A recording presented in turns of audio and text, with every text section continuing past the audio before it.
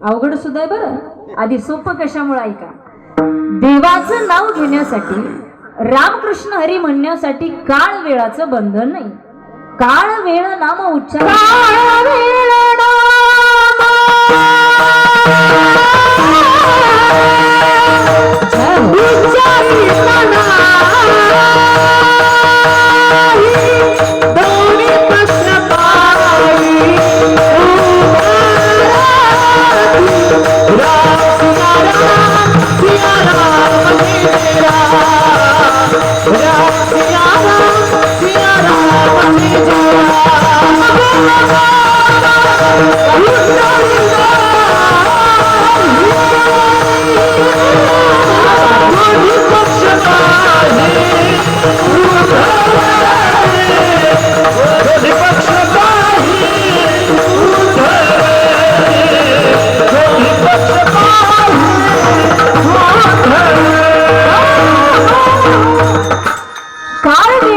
उच्चारिता नाही दोन्ही पक्ष पाही उद्धरती.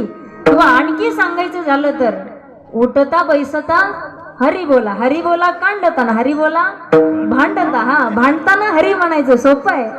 दळिता कांडिता, दळिता कांडिता तुझ गाईन रे अनंता, तुझ गाईन रे अनंता. दळिता कांडिता तुझ गाईन रे अनंता म्हणून सोपं आहे. आता अवघड कशामुळे? देवाचं नाव घेऊन अवघड कशामुळे? माता मौल्यानं ते कोणाच्याही तोंडाला येत नाही म्हणून अवघड आहे बरं. देवाचं नाव सहजासहजी कोणाच्याही मुखाला येत नाही. त्यासाठी अनंत जन्मीचं पुण्य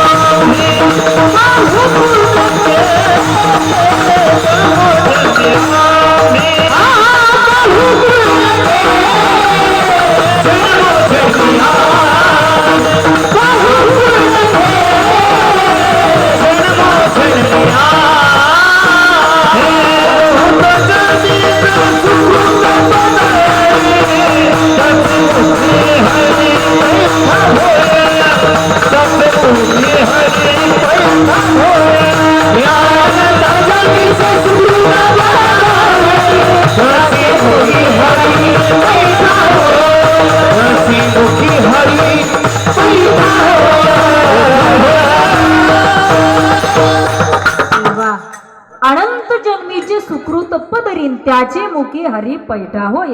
हे नाथ बाबा सांगतात. आणि त्याच्या अगोदरचं जे प्रमाण होतं ना जन्मोजन्मी आम्ही, ते नामदेव महाराज सांगतात. आता तुकाराम महाराज काय सांगतात ऐकायचं काय? पूर्व पुण्य ज्यांची असेल पूर्व पुण्य ज्यांची असेल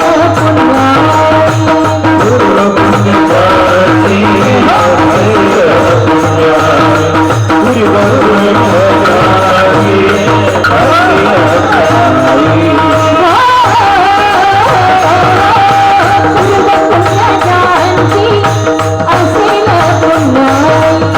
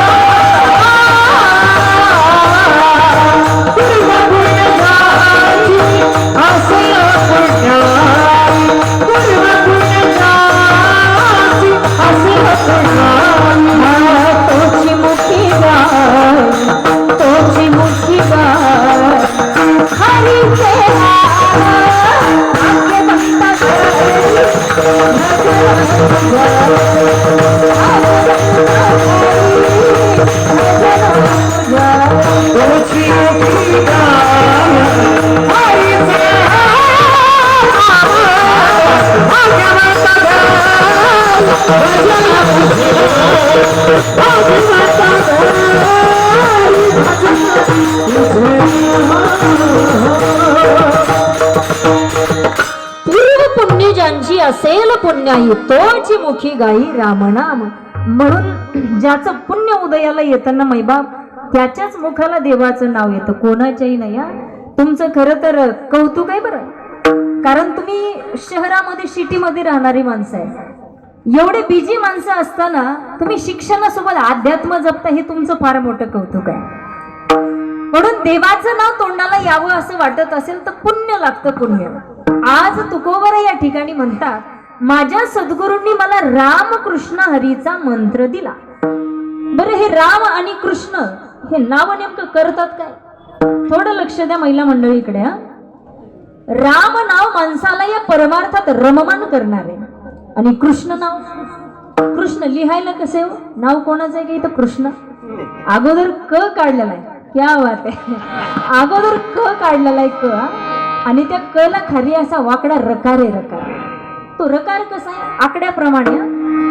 मला सांगा, पूर्वीच्या काळामध्ये विहिरीतलं पाणी कशाने शेंदायचे? पोहरा किंवा बादली, बरोबर आहे ना? पोहऱ्यानं शेंदायचे. आणि जर पोहराच विहिरीत पडला तर कशाने काढायचे? गळाने, बरोबर आहे ना? तुम्हाला अनुभव आहे सगळा. गळानं काढायचे. त्या गळाला असे भरपूर आकडे असतात. तो गळ पाण्यामध्ये सोडला की त्या पडलेल्या वस्तू त्या गळाला अडकून वर येतात.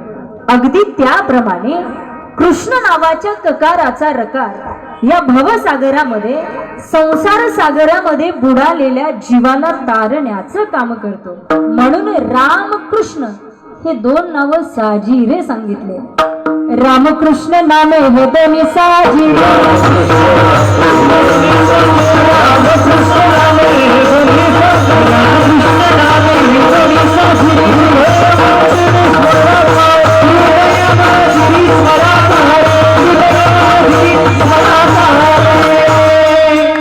रामकृष्ण नामे हे दोन्ही साजिरी हृदय मंदिरी स्मराकारे.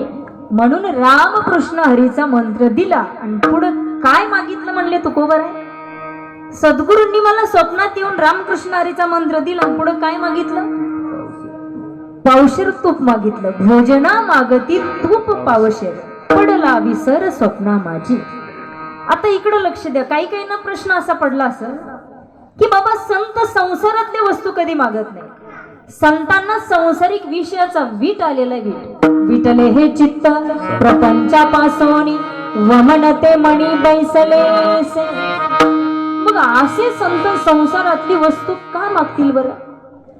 बरोबर आहे. पण ऐका, हे तूप म्हणजे काय, हे पावशेर म्हणजे काय याचा विचार करू. वेदांत शास्त्राने आपल्या अंतकरणाचे 4 भाग केले आहेत: मन, बुद्धी, चित्त आणि अहंकार.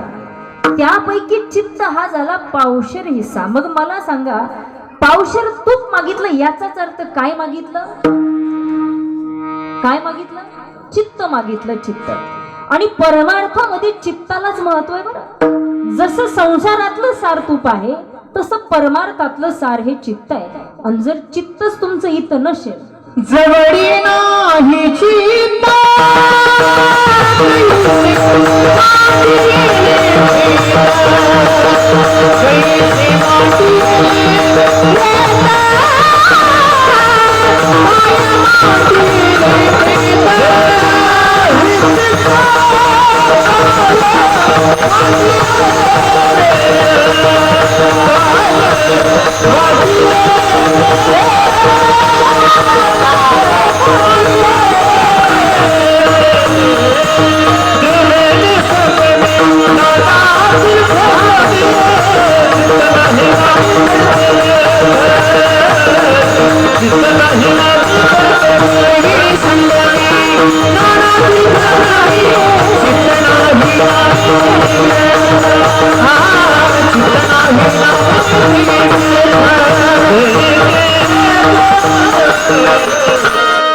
त्रिवेणी संगम कवी नाना तीर्थे भ्रमी चित्त नाही नामी तरी ते व्यर्थ. मला सांगा कितीही तीर्थ फिरला एवढंच नाही, प्रयागराजला जरी गेलात कुंभमेळ्यात पण जर चित्तच नसल तर त्याला काही अर्थ आहे का? मग मी तर म्हणते त्या कुंभमेळ्यात जाण्यापेक्षा हाच मोठा कुंभमेळा आहे. कळतंय ना? फक्त थोडा फरक आहे बरं. त्या कुंभमेळ्यामध्ये जाण्यासाठी माणसाचं शरीर चांगलं लागतं, स्वास्थ्य बरोबर आहे ना, तब्येत चांगली लागते. आणि जर तुम्ही आजारी असाल तर तिकडे जाता येईल का? हा, नाही जाता येणार. पण इथं येण्यासाठी काही अडचण? वट्ट्यावर बसा, टेकन देऊन बसा, पाय लांबून बसा, काही अडचण आहे का? नाही मैबा. दुसरी गोष्ट, कुंभमेळ्याला तिथं तुम्ही गेला तर तिथं फक्त आणि फक्त पाणी आहे. इथं मात्र सिद्ध तुकोबाची वाणी. त्या कुंभमेळ्याला गेला तर तिथं त्रिवेणीचा संगम आहे, गंगा, यमुना आणि सरस्वती. तसं इथंही त्रिवेणीचा संगम आहे. ज्ञान, भक्ती, वैराग्य किंवा देव संत नाम. बरोबर आहे ना? त्या कुंभमेळ्यामध्ये गेलात आणि कदाचित पाय घसरून पडलात तर मरण्याची शक्यता आहे. पण मैबाप या ज्ञानगंगेत जर एकदा बुडालात ना, या संत विचारामध्ये एकदा बुडालात तर तरणं निश्चित आहे. विठाला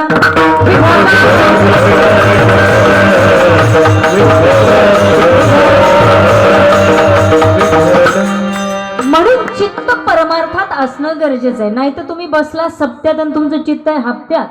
हा, लाडक्या बहिणीचा हप्ताच पडला नाही, कसं जावायचं? तसं नाही, चित्त इथं पाहिजे. म्हणून तुकोबराय म्हणतात, माझ्या सद्गुरूंनी मला चित्त मागितलं. बघा, चित्त आपल्याजवळ नसल तर काय होतं? एक उदाहरण देते तुम्हाला, छोटस उदाहरण. आमच्या गावामध्ये एक माणूस आहे, तो आमच्या दिंडीमध्ये आला. आषाढीला आमची दिंडी असते तुकोबरायांकडून. आता तो बिचारा कधी न येणारा,